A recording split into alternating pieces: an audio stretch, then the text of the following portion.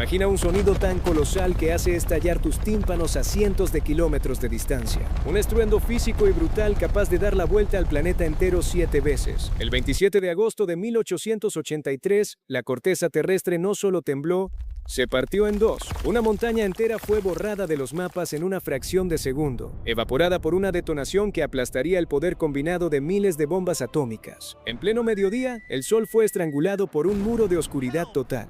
Paredes de agua negra de más de 40 metros de altura barrieron sin piedad las costas, tragándose civilizaciones enteras y reclamando la vida de 36.000 almas antes de que cayera la noche. Fue el cataclismo más ensordecedor y apocalíptico de la era moderna. Pero esta pesadilla de fuego y muerte no comenzó en el infierno. Comenzó en el paraíso tropical más pacífico de la Tierra. El apocalipsis rara vez anuncia su llegada bajando desde los cielos. La humanidad, en su infinita arrogancia, suele mirar hacia las estrellas buscando el peligro, ignorando que el verdadero infierno respira, hierve y se retuerce bajo las suelas de sus propios zapatos. A finales del siglo XIX, el mundo estaba cegado por el humo de la revolución industrial. El hombre de hierro y carbón creía haber domado a la naturaleza. Había cruzado océanos con barcos de vapor, había unido continentes con cables de telégrafo y había trazado fronteras sobre mapas de papel, creyendo que la Tierra le pertenecía. Pero la Tierra no le pertenece a nadie. Y en las profundidades del estrecho de Sonda, entre las islas de Sumatra y Java, un monstruo ancestral estaba a punto de recordárselo a toda la especie humana. Esta es la historia del sonido más ensordecedor jamás registrado en nuestro planeta. La historia de un día en que el sol fue borrado del cielo, los océanos se levantaron como montañas de agua negra y la humanidad entera contuvo la respiración convencida de que había llegado el fin de los tiempos. Esta es la crónica de la aniquilación de Krakatoa. Para entender la magnitud de la tragedia, primero hay que entender el paraíso que fue devorado. Antes de que el fuego lo consumiera todo, el archipiélago de Krakatoa era una joya de belleza casi alienígena. Se alzaba en medio de aguas cristalinas un tridente de 3 picos volcánicos conocidos como Perbo-Huatán, Danán y Rakata. Estaban cubiertos por una selva tropical tan densa, verde y vibrante que parecía latir con vida propia. Los árboles centenarios cargados de lianas y orquídeas salvajes se inclinaban sobre playas de una finísima arena negra, producto de erupciones olvidadas en el tiempo. El aire era pesado, dulce, saturado con el aroma del salitre, la tierra húmeda y la vida salvaje. Los macacos aullaban desde las copas altas y bandadas de aves exóticas pintaban el cielo ecuatorial con colores brillantes. Krakatoa era, a los ojos de cualquier marinero, el mismísimo jardín del Edén flotando en el océano Índico. Toda esta región formaba parte de las Indias Orientales holandesas, el motor económico más lucrativo del imperio de los Países Bajos. La capital colonial, Batavia, lo que hoy conocemos como Yakarta, era una metrópolis tropical palpitante. Era un mundo de contrastes brutales. Por un lado, los administradores coloniales europeos, vestidos con impecables trajes de lino blanco, bebían ginebra en las terrazas de sus mansiones, calculando los inmensos márgenes de ganancia. Los puertos rebosaban con el inconfundible olor a la riqueza global, nuez moscada, pimienta negra, clavo de olor, café y tabaco. Riquezas extraídas de la tierra y cargadas en inmensos galeones y modernos buques de vapor que partían hacia los mercados de Ámsterdam y Londres. Pero a pocos kilómetros de esa opulencia europea, en las costas que miraban directamente al volcán, la vida era radicalmente distinta. Las aldeas nativas de Java y Sumatra estaban compuestas por frágiles casas de bambú y hojas de palma, construidas sobre pilotes para evitar las inundaciones de los monzones. Aquí no había telégrafos ni cálculos de la bolsa de valores. El tiempo se medía por el movimiento del sol y el comportamiento de las mareas. Los pescadores locales, con la piel curtida por el sol abrasador, surcaban las traicioneras corrientes del estrecho en sus pequeñas y veloces embarcaciones de madera, los peraus.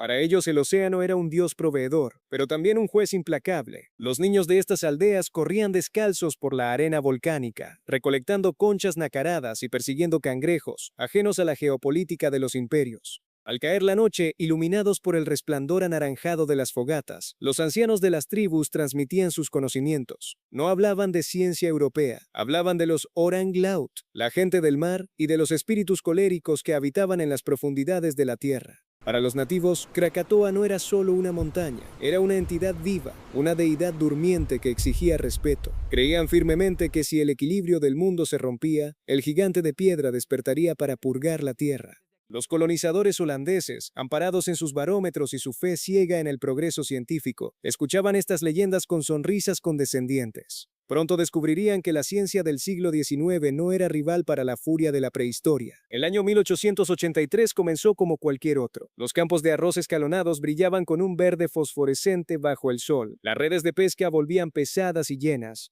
Sin embargo, al acercarse el mes de mayo, una atmósfera extraña, densa y opresiva comenzó a instalarse sobre el estrecho de Sonda.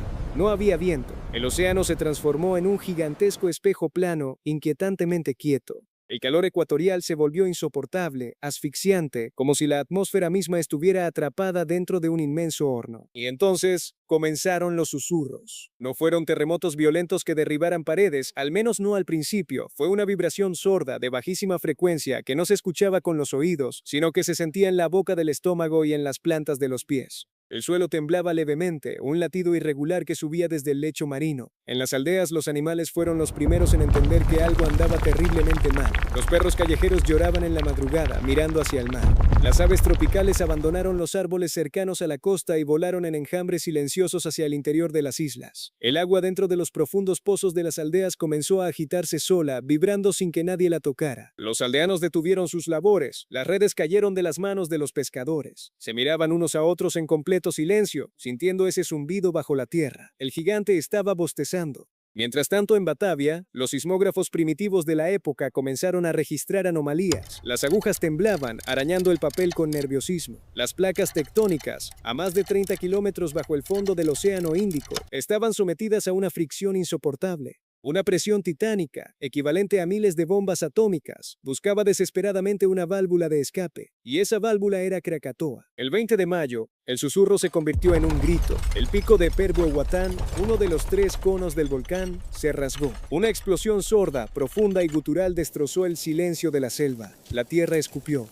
Una inmensa, densa y violenta columna de vapor presurizado, ceniza y piedra pómez salió disparada hacia la atmósfera como un disparo de cañón, alcanzando más de 11 kilómetros de altura en cuestión de minutos. La oscuridad engulló el cielo ecuatorial. El pánico estalló en las costas. El cielo sobre el estrecho de Sonda dejó de ser un manto azul protector para convertirse en una bóveda de absoluto terror. La nube de ceniza expulsada por la montaña no solo bloqueó el sol, sino que devoró la luz y creó su propio sistema meteorológico. En el interior de esa inmensa y turbulenta columna de humo negro, la fricción violenta de millones de partículas de roca y polvo generó una tormenta eléctrica de pesadilla. Relámpagos volcánicos gruesos, erráticos y de un antinatural color azul eléctrico ramificaban en la oscuridad del cráter, iluminando el paisaje con destellos fantasmales. El trueno que siguió no era el crujido limpio de una tormenta de lluvia, sino un rugido sordo, una detonación continua, casi industrial, que hacía sangrar los oídos y vibrar el pecho de quienes estaban demasiado cerca. Desde los cielos comenzó a caer una nevada letal. No era hielo, sino muerte seca. Eran fragmentos afilados de piedra pómez hirviente y una ceniza tan espesa y asfixiante que convertía el mediodía en la más oscura de las medianoches. La ceniza cubrió en minutos los endebles techos de hoja de palma de las aldeas de Java y Sumatra. Asfixió los brillantes campos de arroz y tiñó el exuberante mundo tropical de un gris sepulcral, opresivo y sin vida. El mar, que minutos antes era un espejo de cristal turquesa, se transformó en un pantano hirviente, una sopa espesa llena de rocas flotantes que raspaban salvajemente los cascos de las embarcaciones de madera. El estallido inicial fue de una violencia física tan extrema que su onda de choque acústica viajó intacta a través del océano y la jungla, golpeando con fuerza las pesadas puertas y los vitrales de la capital colonial en Batavia, a más de 130 kilómetros de distancia. Los prósperos ciudadanos europeos salieron a las amplias y cuidadas calles con el terror reflejado en sus rostros, mirando hacia el horizonte occidental, donde una mancha de oscuridad absoluta comenzaba a devorar el firmamento. El aire mismo a su alrededor cambió de naturaleza, se volvió ácido. Un olor sofocante a azufre quemado, a infierno puro se arrastró por las calles empedradas, irritando los ojos, secando las gargantas y llenando los pulmones de un sabor metálico y amargo. En el estrecho de Sonda, decenas de imponentes barcos mercantes y pesqueros quedaron atrapados en la furia de la montaña, rodeados de agua y sin embargo sin escapatoria. Para los marineros a bordo, el océano se volvió completamente irreconocible. Las mareas, ahora controladas por fuerzas invisibles y violentas sacudidas tectónicas en el fondo del mar, comenzaron a subir y bajar con una rapidez que desafiaba toda lógica. Los capitanes, presas de un pánico frío, ordenaron lanzar todas las anclas disponibles, amarrando los pesados buques con gruesas cadenas de hierro forjado. Las cadenas gemían, se estiraban y crujían bajo una inmensa tensión, mientras el mar alterado amenazaba con destrozar la madera de los barcos contra la costa o hacerlos volcar sobre sí mismos. Desde las cubiertas de ceniza resbaladiza, las tripulaciones observaban la isla convertida en una fragua infernal que escupía destrucción, rogando en sus diferentes idiomas por un amanecer que parecía haber sido asesinado. En Batavia, las autoridades coloniales holandesas no podían permitir que el pánico paralizara la colonia y sus invaluables rutas comerciales. Movidos por la necesidad de control y presionados por los informes aterrorizados que llegaban de la costa, organizaron una expedición científica de emergencia. Enviaron a un selecto equipo de vulcanólogos para evaluar directamente a la bestia herida. Eran hombres ilustrados, racionales, armados con el conocimiento soberbio del viejo mundo. Desembarcaron equipados con barómetros, termómetros de latón, cuadernos de cuero y una fe ciega y casi arrogante en el método científico. Pero al poner un pie en las costas de Krakatoa, el paisaje que los recibió destrozó cualquier ilusión de control. El paraíso verde y ruidoso había sido incinerado.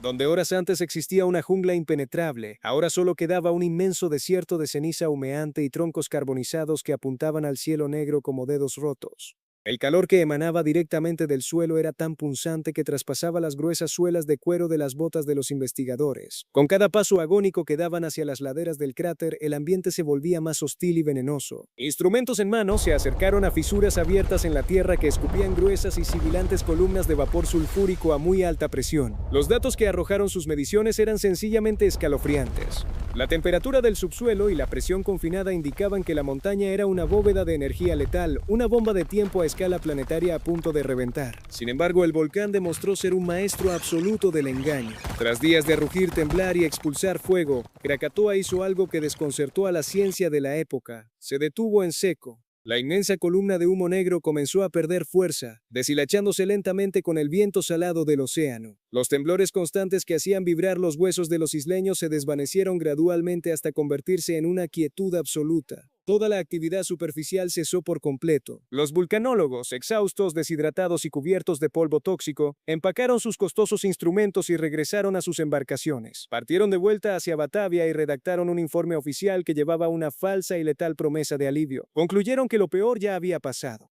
Afirmaron que el volcán había liberado exitosamente su presión interna y que el gigante volvería a un letargo seguro. Pero en la soledad de sus camarotes, mientras miraban por los ojos de buey la silueta negra y muerta de la isla alejarse en el horizonte, una duda fría y punzante se alojó en sus pechos. Había algo profundamente antinatural, algo malicioso en aquel repentino silencio. ¿Era realmente el final de la furia geológica? ¿O era simplemente la montaña tomando aire, conteniendo la respiración para un asalto definitivo y devastador? A veces, la ausencia total de ruido es 1000 veces más aterradora que el propio estruendo. El ser humano posee una capacidad temeraria para acostumbrarse a caminar sobre el filo del abismo. Con el paso de las semanas, la vida en las frágiles aldeas costeras de Java y Sumatra retomó su ritmo ancestral. Las escobas de paja barrieron la pesada ceniza de los techos y de los caminos de tierra. Las intensas lluvias de los monzones tropicales lavaron las hojas de los árboles sobrevivientes y limpiaron los campos de cultivo. Los coloridos mercados volvieron a llenarse de pescado fresco y especias olorosas, resonando otra vez con las risas y el bullicio de los comerciantes. Los niños regresaron a nadar en las orillas, y los imponentes barcos europeos volvieron a cruzar el estrecho con sus bodegas repletas. Krakatoa se alzaba en el fondo, inerte, silencioso y mudo, convertido de nuevo en un simple y oscuro telón de fondo exótico. La población entera, desde los más humildes pescadores que remaban al amanecer hasta los altos y perfumados funcionarios en los palacios de Batavia, ignoraba por completo la inminente sentencia de muerte que colgaba sobre sus cabezas. Porque mientras la superficie de la isla engañaba a todos con su falsa paz, en el oscuro y ardiente vientre de la tierra, a kilómetros de profundidad, se estaba terminando de ensamblar la tormenta perfecta. Para comprender la aniquilación casi bíblica que estaba a punto de desatarse, hay que descender a la más absoluta oscuridad de las entrañas del planeta. Tras aquella primera gran erupción de advertencia, la colosal cámara magmática que alimentaba al Krakatoa había quedado vaciada casi por la mitad. El magma que quedó rezagado en esa caverna subterránea era espeso, pesado, pegajoso y se había enfriado de manera considerable. Se había convertido en un enorme pozo de roca líquida estancada, un tapón denso. Pero la Tierra es un organismo vivo, violento y dinámico, y la naturaleza no tolera los vacíos. Desde lo más profundo del manto terrestre, impulsado por fuerzas tectónicas incomprensibles, un nuevo río de magma comenzó a ascender hacia la superficie. Era un magma primigenio, joven, inmensamente rico en gases volátiles y a una temperatura infernal, muy superior a la del magma estancado arriba. Como un ariete de fuego y presión pura, esta nueva masa incandescente ascendió sin freno y chocó de frente, irrumpiendo violentamente en la cámara magmática semivacía. Cuando el magma supercaliente y fluido impactó contra el magma frío y denso en las entrañas de la isla, no se mezclaron de manera pacífica. El choque térmico fue inmediato y brutal. El contacto entre ambas masas desató una reacción termodinámica en cadena de proporciones inimaginables.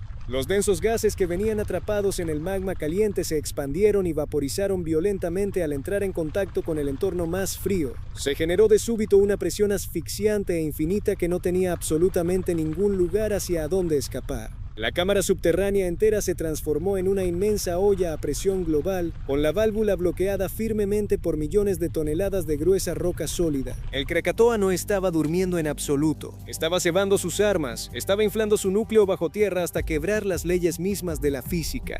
Cada segundo de ese apacible, hermoso y soleado silencio en la superficie de la isla representaba 1 millón de toneladas de presión explosiva adicional, acumulándose silenciosamente bajo los pies descalzos de miles de inocentes. La mecha estaba encendida, ardiendo rápido en la oscuridad, dirigiéndose sin piedad hacia el barril de pólvora geológico más devastador que la humanidad hubiera enfrentado jamás. El 26 de agosto, el reloj de arena geológico se quedó sin granos. La inmensa cúpula de roca sólida que coronaba la isla de Krakatoa no pudo soportar ni una onza más de la monstruosa presión acumulada en el inframundo.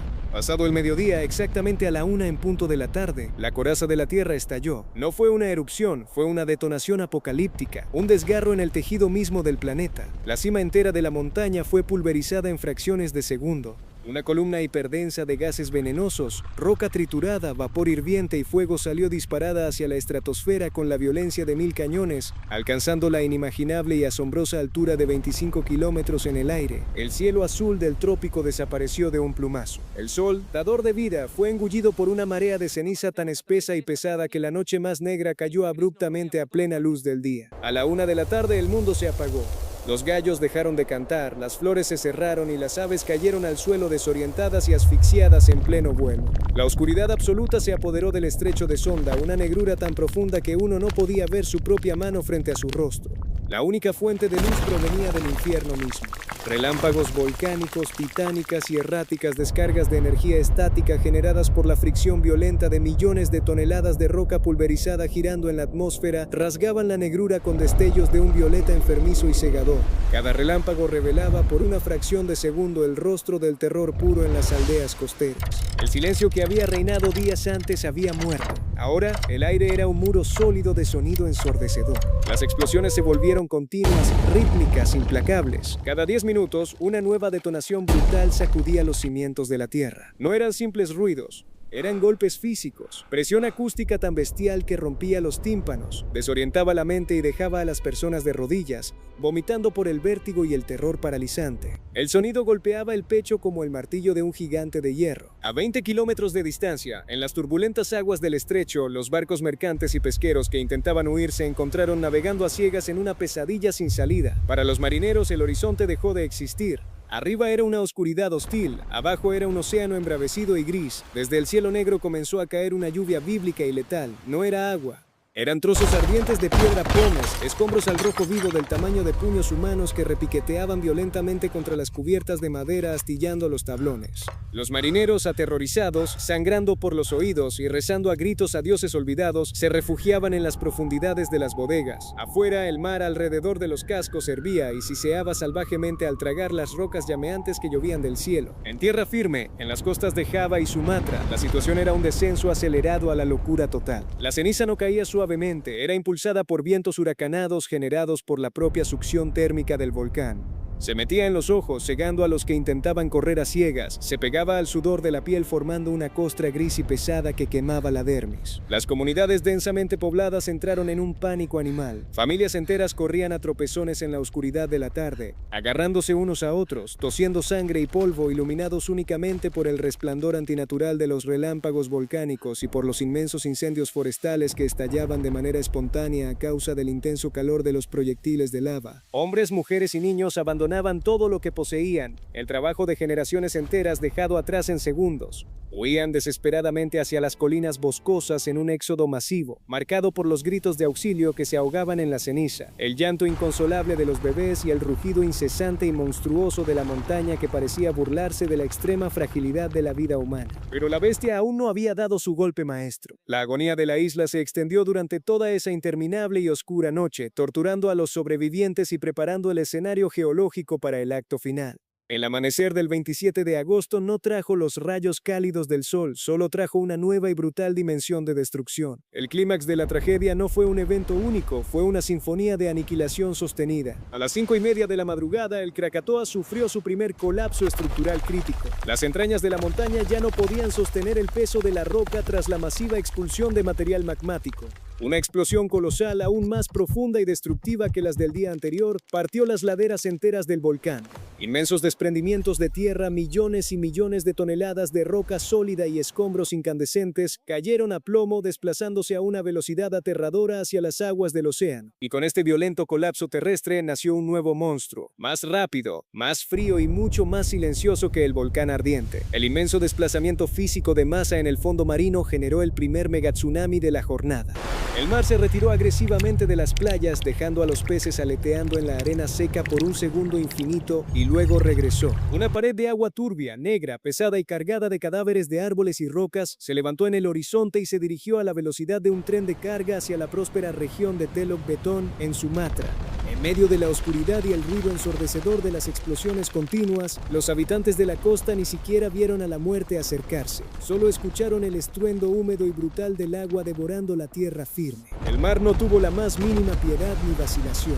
La enorme ola chocó contra la costa, aplastando al instante las frágiles aldeas de bambú y destrozando hasta los sólidos edificios de mampostería colonial. El agua furiosa lo barrió todo. Adultos, jóvenes, niños desorientados, animales salvajes y de granja, todos fueron engullidos por igual por las fauces de un mar enloquecido. Fue la aniquilación total en un parpadeo, y sin embargo el reloj del fin del mundo seguía corriendo. Lo peor aún estaba por llegar. A las 6:44 de la mañana, el apocalipsis aceleró su paso. El núcleo del volcán, vaciado y frágil, colapsó sobre sí mismo. Al hundirse la tierra, millones de galones de agua fría del Océano Índico se precipitaron directamente hacia la cámara magmática abierta. El choque térmico entre el mar y la roca fundida a miles de grados de temperatura generó una explosión de vapor tan violenta que partió el mundo en dos. Nuevas crestas de agua negra se elevaron, propagándose hacia el este y el oeste, destrozando la civilización que se atrevió a construirse cerca de la orilla. Y entonces, a las 10 de la mañana, ocurrió la explosión final, el clímax absoluto de la destrucción. La isla entera voló en pedazos. El sonido de esta detonación es, hasta el día de hoy, el ruido más fuerte jamás registrado en la historia de nuestro planeta. No fue un simple trueno.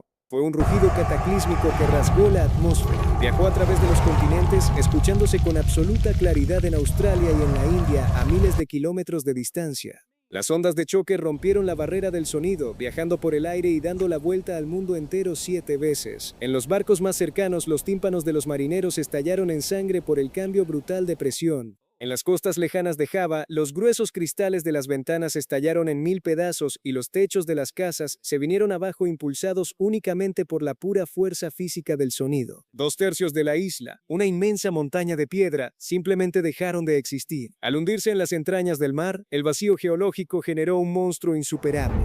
Olas de más de 40 metros de altura, muros de agua equivalentes a un edificio de 14 pisos, se levantaron en medio de la oscuridad diurna, barrieron todo a su paso.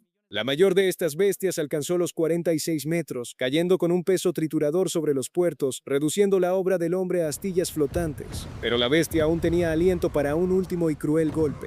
Al desintegrarse, liberó densos flujos piroclásticos, nubes ardientes de gas tóxico y roca pulverizada a temperaturas infernales que, desafiando toda lógica, se deslizaron directamente sobre la superficie del océano a más de 100 kilómetros por hora. El mar mismo hervía a borbotones al contacto con este fuego líquido, mientras rocas incandescentes caían del cielo como artillería pesada. Cuando llegó el atardecer, la furia se apagó. Más de 36,000 vidas habían sido borradas de la faz de la tierra. 165 pueblos dejaron de existir.